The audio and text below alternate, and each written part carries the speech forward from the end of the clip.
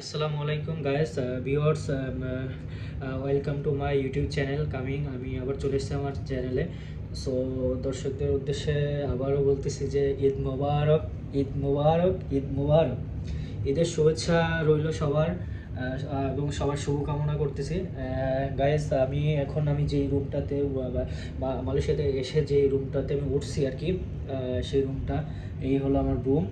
So guys, রুমটা অনেক সুন্দর। তো গাইস, আমি এখন আপনাদের সামনে যেটা বলতে চাচ্ছি সেটা হচ্ছে, আমি আজকে ঈদ করছি মালয়েশিয়াতে। ঈদ করার পর সকালে নামাজ পড়ে, মেবি নামাজ পড়ে এসে আর কোনো লেট করিনি, সোজা চলে গেছি কেএলসিসিতে। কেএলসিসি হচ্ছে যেটা টুইন টাওয়ার, এটা হচ্ছে খুব একটা জনপ্রিয় জায়গা। কেএলসিসিতে অনেক অনেক ছবি তুলছি, অনেক ভিডিও করছি। তো কেএলসিসির ভিউটা আসলে সকালে দেখছি, সকালে কিছু পিকচার তুলছি, ভিডিও করছি দর্শকদের উদ্দেশ্যে। আমার কিছু দর্শক আছে, তারা যারা আমাকে বলছে যে, বা তারা শুনছে আমি ভিসা পাওয়ার পরে যে আমি ট্যুরিস্ট ভিসা পাইছি মালয়েশিয়ার। সো তারা বলতেছে, আমি তাদের সাথে বলার পরে তারা বলছে, ভাইজান ব্রাদার, অবশ্যই কিন্তু আপনি আমাদের জন্য আমাদের জন্য, আমরা তো ভিউয়ার্স আপনারা, আপনি কিন্তু আমাদের জন্য কিছু নিয়ে আসবেন মালয়েশিয়া থেকে। আমি হ্যাঁ, অবশ্যই নিয়ে আসবো ভাই, অবশ্যই অবশ্যই অবশ্যই নিয়ে আসবো, কেন নয়, ওয়াই নট। তো আবার বলছে কেউ যে, ভাই আমাদের কিন্তু টুইন টাওয়ার একটা ভিডিও চাই। তো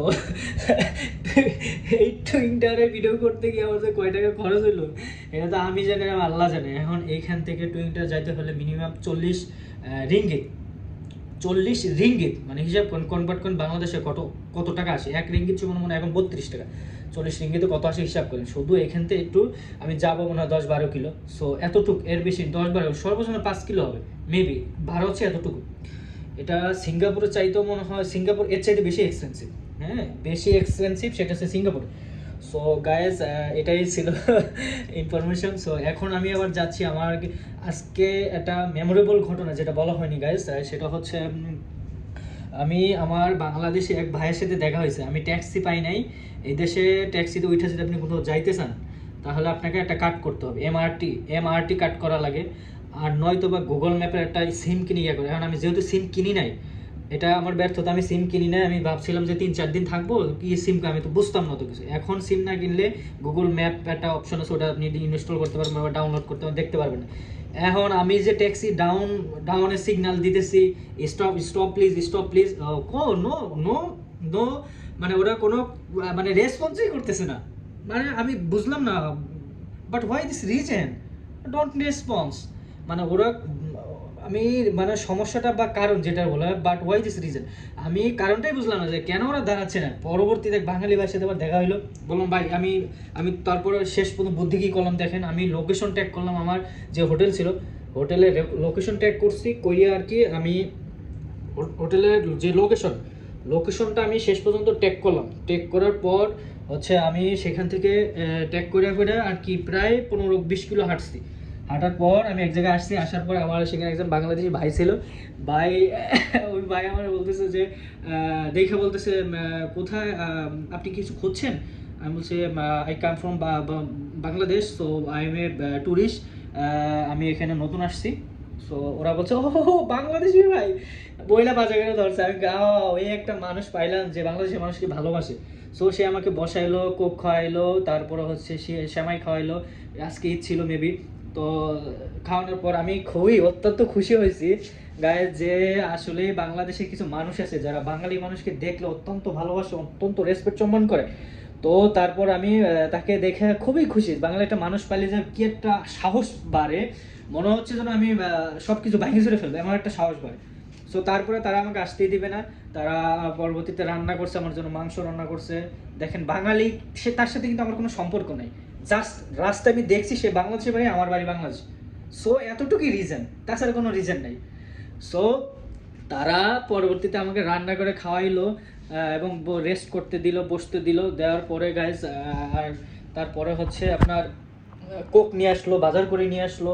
মানে এত কিছু আয়োজন, আমি সত্যি মানে এত সুন্দর আয়োজন, অসাধারণ। আমি আনবিলিভেবল, আমি এটা কি বলবো, আমি বিশ্বাস করতে না যে বাংলাদেশের মানুষ পাইলে যে এতটুকু ইয়া করবে, এটা আমার জানা ছিল না। এতটুকু সহানুভূতি দেখাবে, এতটা হেল্পফুল বাংলাদেশের মানুষ যে বিদেশের মাটিতে আছে, এটা তার বহিঃপ্রকাশ।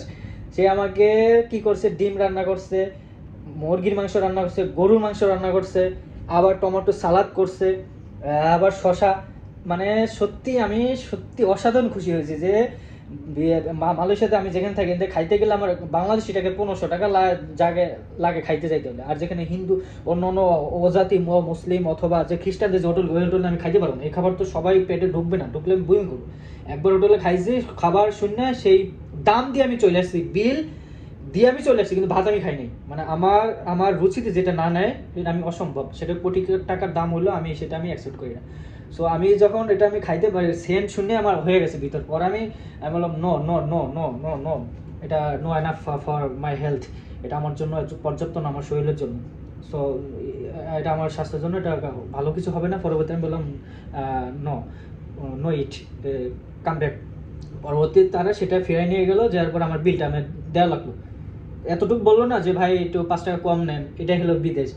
হ্যাঁ, আর এটা আমি ভাবতেছি আসলে যে প্রবাসী ভাইরা যারা বিদেশে থাকে তারা কিভাবে দেশের মায়া ত্যাগ করে আসে, বা কিভাবে তারা প্রবাস জীবনে বাস করে। এতটুকু আমি রিয়েলাইজ করতে পারছি এই এই মালয়েশিয়ার মাটিতে এসে, যে আসলে বিদেশিরা যারা যারা প্রবাসী ভাইরা আছে বিদেশে তারা কত কষ্ট করে। আর আমরা জানি তারা মনে হয় খায় দায় ঘুমায় এসিতে। হ্যাঁ, তারা যে কতটা হার্ড অ্যান্ড সোল, তারা পরিশ্রম করে, হার্ড ওয়ার্কিং করে, এটা আপনি যদি বিদেশের মাটিতে না আসেন, স্বচক্ষে না দেখেন, আপনি কোনোদিন বিশ্বাস করতে পারবেন না বাইরে।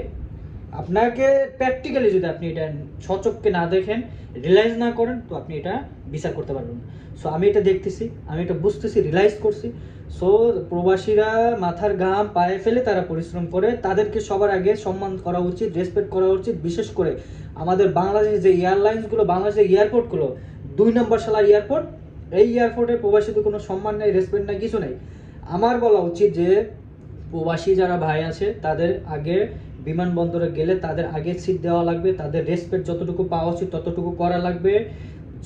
এবং তারা প্রবাসী ভাইরা যখন বাংলাদেশে আসে ল্যাগেজ চুরি হয়ে যায়, ল্যাগেজ পায় না, মানুষ চলে এসে ল্যাগেজ আসে না।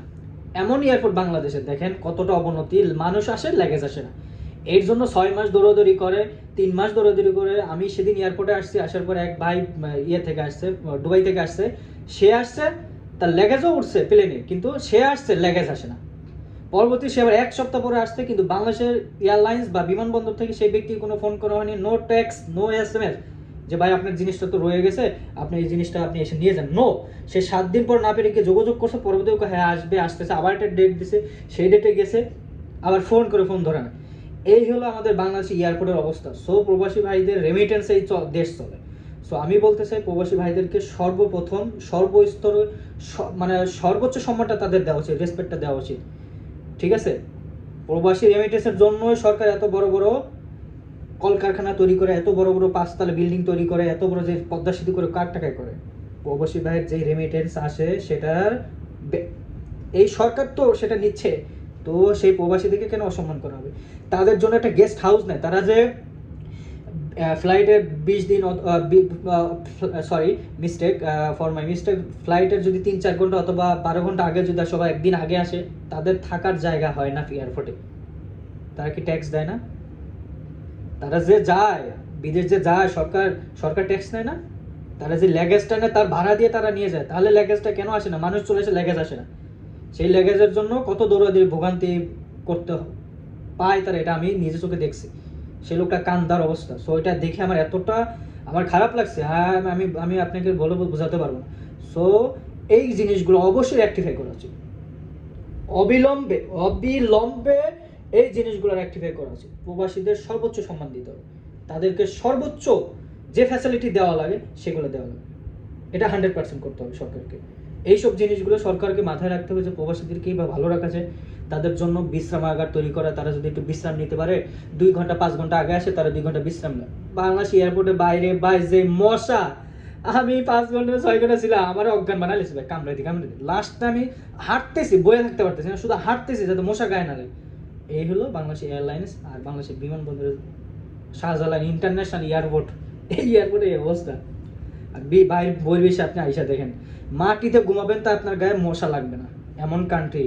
ওরা এতটাই এগ্রেসিভ, আর এতটাই ওরা দেশকে, দেশের মানুষকে এতটাই ওরা রেসপেক্ট করে, এতটা ভালোবাসে। আর এটা বাংলাদেশ ভাই, কিছু বলার নেই। হ্যাঁ, এই জন্য বিদেশিরা বাংলাদেশ ওই চোখেই দেখে, ওইভাবেই দেখে। সো আমার ভিডিও যদি ভালো লাগে অবশ্যই শেয়ার করবেন ভাই। আর প্রবাসী ভাইদেরকে আমি অবশ্যই সম্মান করি, আমার বাবা একজন প্রবাসী ছিল। সো প্রবাসীদের কষ্ট, তাদের যে ক্ষোভটা, এটা আমি জানি, এটা আমি রিয়েলাইজ করছি। এবং আমি যখন বাইরে ভিজিটে আসছি, সো আমি 4-5টা দেশ ভিজিট করছি, ঠিক আছে। সো আমি এই জিনিসটা রিয়েলাইজ করছি যে অবশ্যই তাদেরকে সর্বপ্রথম তাদেরকে ফ্যাসিলিটি দেওয়া উচিত, প্রবাসী যারা আছে। ওকে, তো প্রবাসী ভাইদের প্রতি আমার সালাম, আসসালামু আলাইকুম। সবার প্রতি আমার ভালোবাসা ও শুভেচ্ছা থাকবে। আসসালামু আলাইকুম।